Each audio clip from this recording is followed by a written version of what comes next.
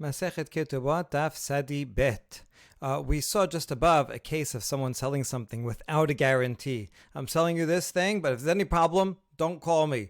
I don't want to know about it. And that was presented by Rami Bar Chama and answered by Rava. Rami Bar Chama was an Amorah who's always known to bring paradoxical, interesting, borderline cases. And so we're going to have another couple of them. Amar Rami Bar Chama. Reuben shemachar sadeh l'Shimon shelo be'acharayut. Reuben had a piece of land. He sells it to Shimon without a guarantee. Meaning, Reuven says to the buyer, I'm not responsible if there's some lien on this land from beforehand and that lien holder comes and takes the land from you, Shimon, don't call me. I'm not going to be responsible. I'm not paying you back for the land. And they would build that into the price, and so that would still be a good deal for Shimon. Shimon is taking upon himself the risk of that title insurance. Should someone come and get it, Shimon will then lose out because he won't be able to pay it back. Okay, so in a simpler case involved in like this, if Reuben sells the land to Shimon without a guarantee, and let's say Shimon would sell it to yet a third party, Levi, with a guarantee. With a guarantee means I'm selling this to you, and me, the seller, I will take upon myself the title insurance. If someone comes collect it from you, then you can come and get the money back from me. So if Shimon would sell it to Levi with achrayut and some lien holder came and took the land, in that case, Levi could go back to Shimon and said, you have to pay me back. Okay, so that would be a normal case. Here, Rami Bar Chama is adding a twist. Shimon goes back sometime later and sells it back to Reuven, who he originally bought it from. But this time Shimon is taking upon himself a guarantee for the land should it be collected. And now, you know what's going to happen. A creditor of Reuven had owed someone money, and when Reuven borrowed that money, he said, you could have a lien on my land. In the meantime, Reuven sold the land to Shimon, but Reuven said, I'm not responsible if anything happens to it. And so then Shimon sells it back to Reuven, and Shimon says, I am responsible in case anything happens. So this creditor comes to Reuven and takes the land from Reuven. Says, I have a lien on that land. My lien is from way back. So the creditor takes the land lawfully. Dinahu da'azil Shimon umefasele. Reuven can go to Shimon and said, hey, this land that you sold me, there was a lien on it. It was taken. So you have to compensate me. Shimon has to compensate Reuven for that land, even though it was originally Reuven's land, who he had sold to Shimon. So now Shimon has to pay Reuven for the land that has a prior lien on it that was originally Reuven's. And Reuven doesn't have to pay Shimon because Reuven said, I'm giving this to you without a guarantee. You gave it to me with a guarantee. So the land was repossessed. Shimon has to pay Reuven. Okay, that's a really interesting paradoxical case. But Rava does not agree. He says it's true that when Shimon sells the land back to Reuven, he's taking upon himself a guarantee for anyone else. Should there be some third party, let's say Shimon bought the land without a guarantee. In the meantime, Shimon borrowed some money from Levi with a lien on it, and then he sells it back to Reuven with a guarantee. If Levi would come and repossess the land, then fine, we would understand that Shimon would have to pay Reuven back. But if it's Reuven himself, right, Reuven himself is the one whose loan is being taken. He was the borrower, and it's being taken because of his loan. Then is Shimon really taking upon himself a guarantee even against this Reuven, from whom he bought it and to whom he's selling it back to? Rava says, sorry, it doesn't make sense, and nobody would have that in mind. Even if they say, I'll give you a guarantee, they don't have in mind that it would be this person himself. who he himself bought it from, if it's repossessed because of his own loan. However, Modeh Rava, but Rava will agree with Rami Bar Chama in the following case. Reuven sheyarash sadeh mi Yaakov. Reuven inherited the land from his father Yaakov. Umechara Shimon. Reuven and Shimon here are not brothers. It just happens to be the same names as we used before. So Reuven inherited the land from Yaakov. He sells it to Shimon, shelo b'achrayut, the same as before. Reuven says, I'm not guaranteeing this land. Ve'ata Shimon umechara l'Reuven b'achrayut. And Shimon goes and sells it back to Reuven with a guarantee should anything happen to it. And in this case, it's a creditor of Yaakov the father, not a creditor to Reuven, but Yaakov the father had owed someone money, and that creditor comes and says, hey, he gave me a loan with lien on the land. Where's that land? Oh, his son, Reuven, inherited. Okay, Reuven, where's the land? Oh, I sold it without a guarantee to Shimon. Good. The creditor goes to Shimon. Hey, Shimon, where's that land? Oh, I sold it back to Reuven. Oh, with a guarantee. Okay, so the creditor goes back to Reuven. Oh, you have the land. Shimon just told me. Yeah, Reuven says, I have it. Here it is. Take it. Now, Reuven now doesn't have the land, but Reuven has a right to go back to Shimon, saying, hey, that land that you sold me had a lien on it. It was repossessed. Here's my document proving that it was repossessed. And you sold it to me with a guarantee. You said you would guarantee the sale. Now it's taken from me, you have to pay. He does have a right to do that. Even Rava would agree, because in this case is different from the previous one. In this case, the creditor is not a creditor of Reuven himself, in which case Shimon said, I'm not guaranteeing your own creditor. The creditor here is Reuven's father. That's completely different. That's like a third party who came. It's the same as if Levi would come and say, I have a lien on the land, and then certainly in that case,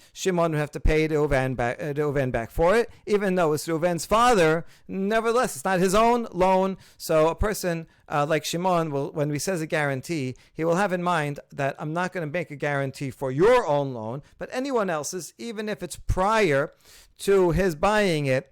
Shimon, that is included in the guarantee. Because the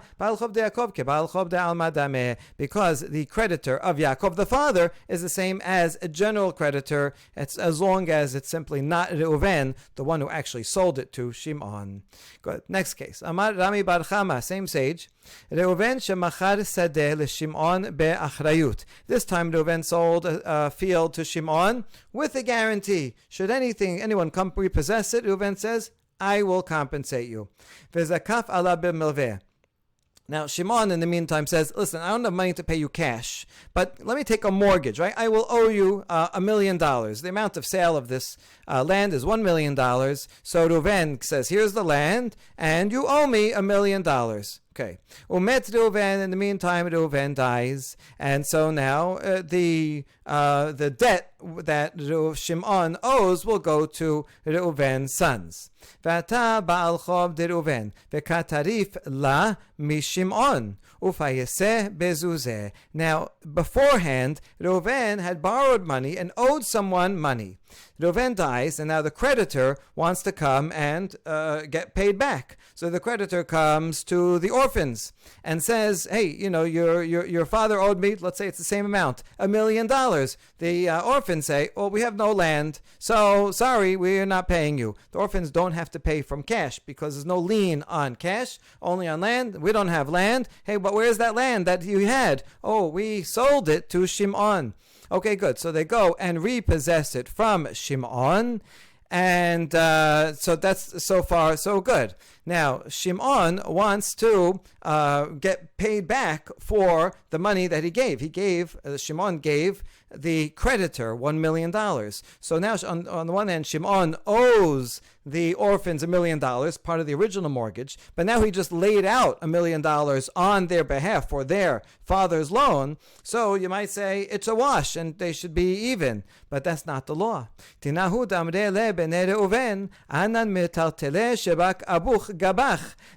orphans of Reuven can say to Shimon that, listen, our father left us from some movable items, left movable property with you, meaning you owe us money, which is a movable property, and there's no lien on movable item. You still owe us the $1 million. Nothing changed. And movable items of orphans do not have a lien on them. And so the orphans, therefore, had no responsibility to pay back the loan. If they did a mitzvah and wanted to, it was a great thing. It's very nice of them, but they're not responsible. And they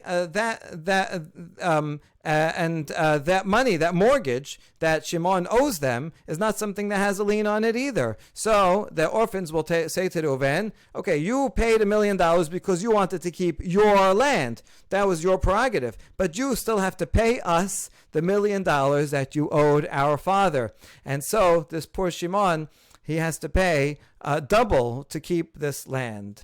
Amar Rava, ipikech idach. Rava says, I agree with you, but here's some advice to that Shimon. If he's clever, he should do the following to protect himself from this happening to him.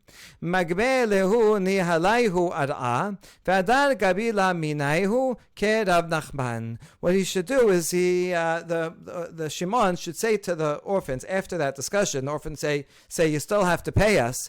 Shimon said, okay, you know what? I will. I'll pay you with the land. Instead of giving you cash, I'm going to pay my mortgage with the land. They can do that. It's almost like saying that the sale never happened. I couldn't pay you the money. So now you collect the land instead. You have a lien on it, so collect the land instead.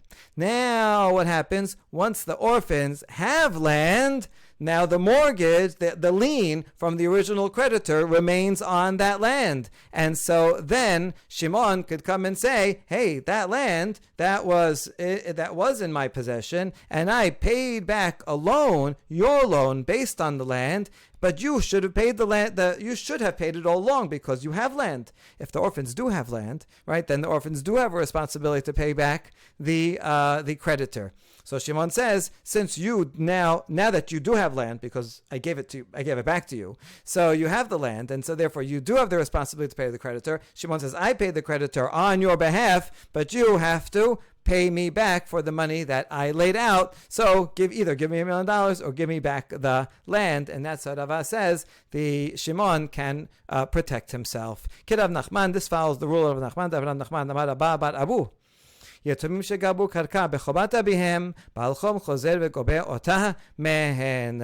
Rav Nachman said this general rule that if orphans collect a piece of land because of a loan because of a debt of their father, in other words, their father had an incoming and accounts receivable, and the people, whoever it is, pays with land, that land can be used to pay a different creditor. Another creditor of the father can go and collect the land collect his debt from that land. So even though a creditor of orphans cannot collect from movable items, they can only collect from that land. Rav Nachman's chidush is that includes not only land that they actually inherited, but even land that comes to them after the father dies as a payment for a loan that the father had out. Okay, good. Next case. Amar Abba.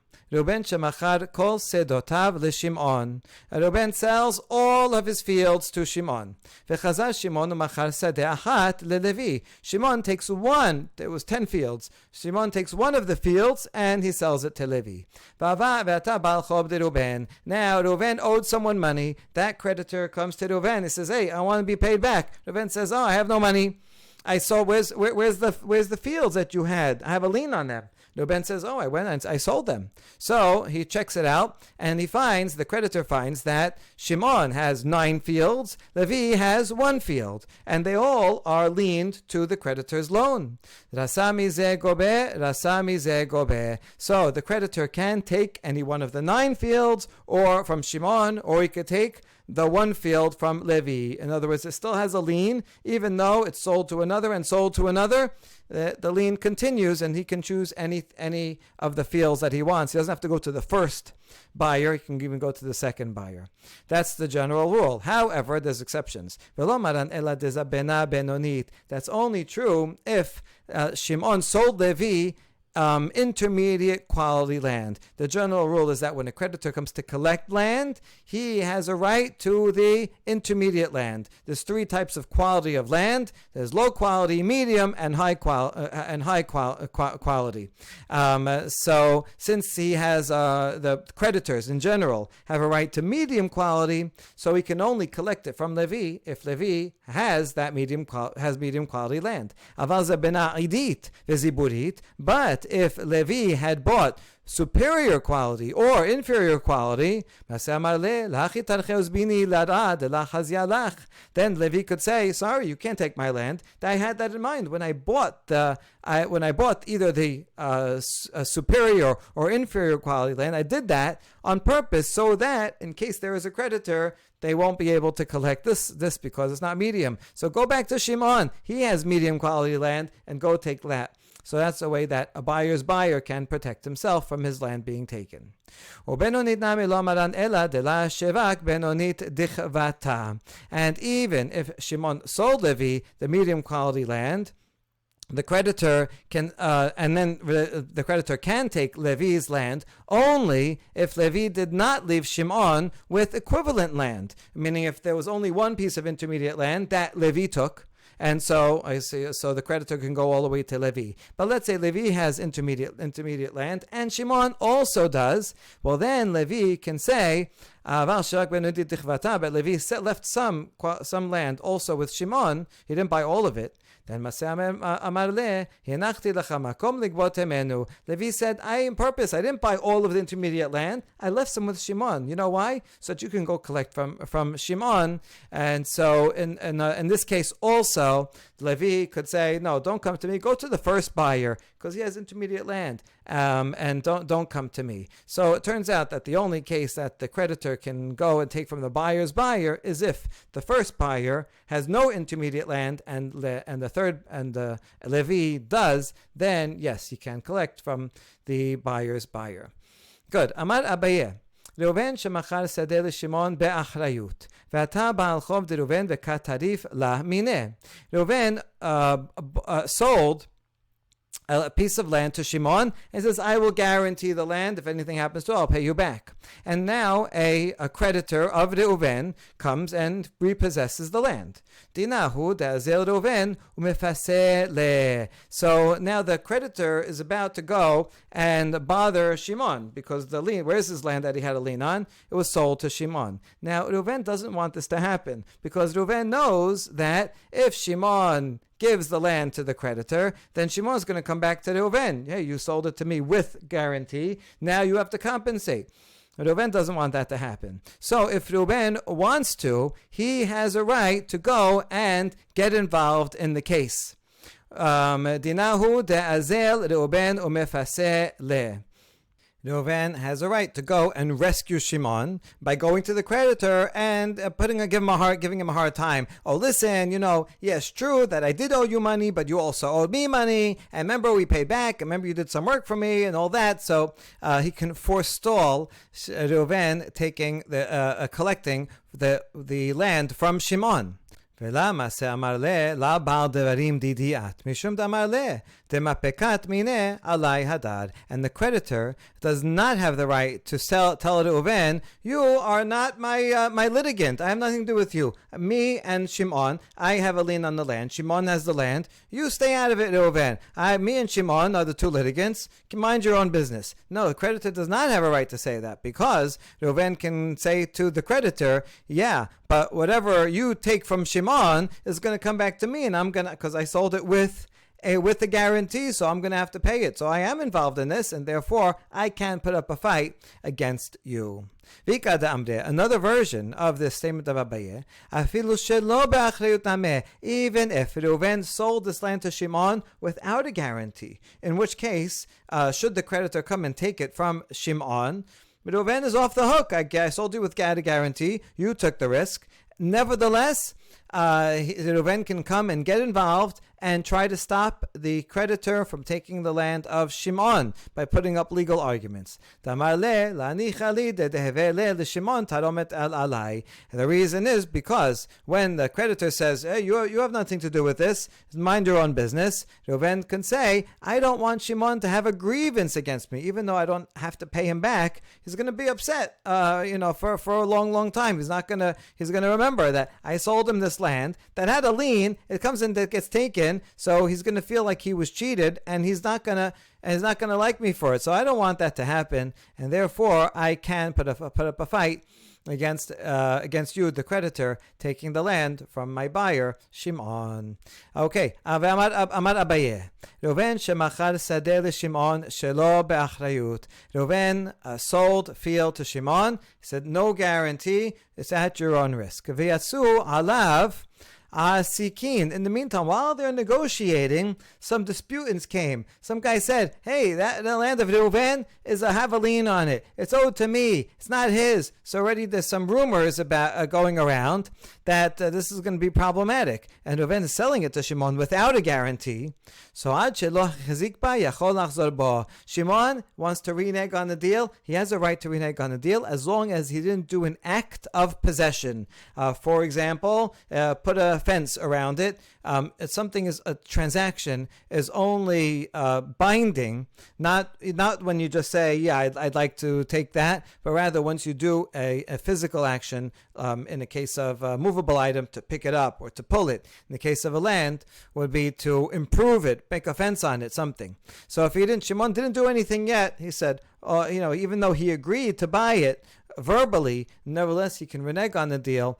In modern day, it will be the equivalent of signing the contract.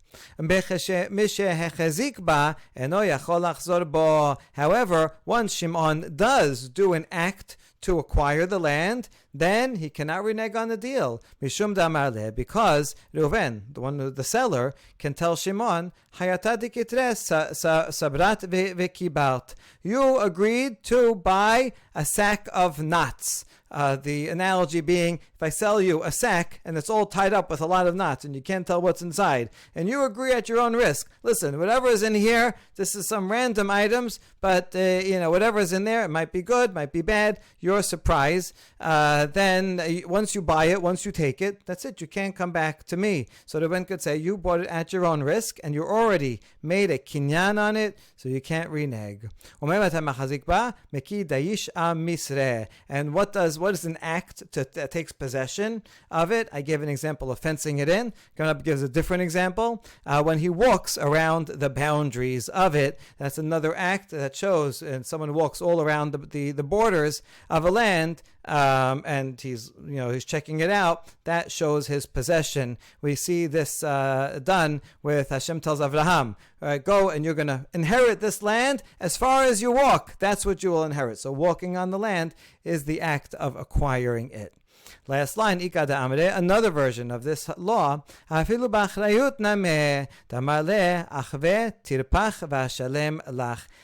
if Reuven sold it to Shimon with a guarantee. He says, I will guarantee whatever happens. And in the meantime, they're negotiating. And turns out that already there's rumblings of people saying, hey, that's not Reuven, it's not your land, you have to give it to me. This would be the same law that Shimon, once there's a chazakah on it, Shimon cannot renege on the deal, right? Because he already agreed to it. Even though Reuven gave a guarantee, Reuven could still say, listen, that sale is a valid sale. If you want to get your money back, so show me your document of authorization of that it was repossessed. Or in other words, all these rumors are going to have to bring their case to court, and they're going to have to, if they win and they repossess your land, the court will give you a document that, oh, hey, this person's land was repossessed, and then you could bring that to me and you can trigger the guarantee that I gave you. Now it's going to be a huge pain in the neck for Shimon. Shimon would rather not go through it because now he already knows that there are people that are arguing about the land. Nevertheless, once he walks on the land and acquires it, that's it. He can no longer renege on the deal. Baruch Adonai Le'olam. Amen v'amen.